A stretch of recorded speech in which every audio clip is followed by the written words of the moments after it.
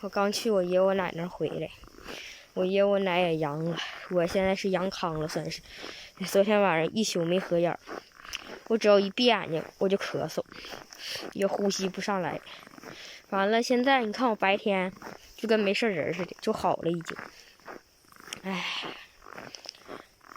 所以说大家一定要保护好自己啊！我现在，